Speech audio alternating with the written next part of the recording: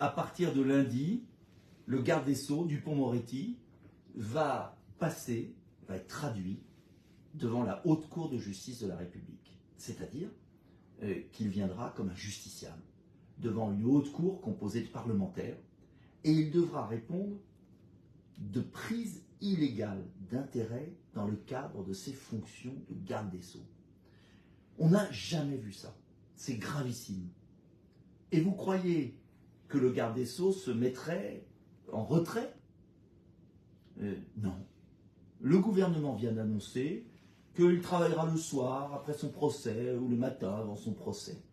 Ça veut dire qu'on va avoir un ministre de la Justice mis en examen pour prise illégale d'intérêt, traduit devant la haute cour, en procès, qui va continuer à être garde des Sceaux, ministre de la Justice. Vous imaginez un délinquant qui arrive dans un panier à salade, dans une voiture de police, au palais de justice, et qui serait PDG d'une grande entreprise et qui dirait « Moi, vous inquiétez pas, je vais travailler le soir, le matin, il n'y a pas de problème. » Mais on est dans un monde de fous. C'est ça la République irréprochable dont nous avait parlé Emmanuel Macron. Emmanuel Macron avait 2 phrases fétiches en 2017. La République irréprochable, les gens l'ont cru, et, il ne le disait pas lui-même, il le faisait dire par les autres, le Mozart de la finance. Hier, je vous ai montré comment il a ruiné la France.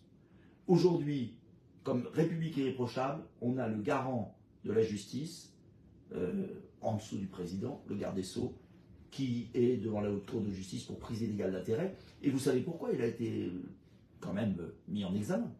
Parce qu'il aurait utilisé, pour employer le conditionnel, il aurait utilisé sa fonction de garde des Sceaux pour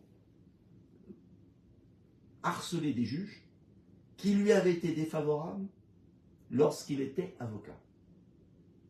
C'est gravissime. Alors, il n'est pas coupable, il est simplement traduit. Respectons la présomption d'innocence. Mais la tradition était, en France depuis Édouard Balladur, que quand on est mis en examen un ministre, on se retire provisoirement pour pouvoir se défendre et pour ne pas salir la classe politique et le gouvernement. Si on est innocenté, on revient.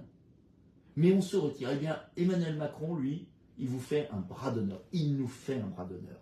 Remarquez, il a l'habitude, puisque, en fait, vous vous souvenez, Dupond-Moretti qui avait fait un bras d'honneur, je ne sais plus qui, dans l'enceinte de l'Assemblée nationale. C'est d'ailleurs Dupond-Moretti le même. C'est quand même dommage qu'on ait le même début de nom, Dupont, quand même. C'est Dupond-Moretti, c'est quand même la honte. C'est Dupond-Moretti qui m'a insulté lors de la dernière séance de questions d'actualité au gouvernement. Voilà, bon. Alors, croyez pas que je dise ça par jalousie ou par volonté de me venger de ce qu'il m'a répondu à la question d'actualité. Simplement, c'est très grave pour le fonctionnement de nos institutions. Parce que ça participe du discrédit général des membres du gouvernement. Ça participe de la coupure entre les Français et le monde politique, les gouvernements.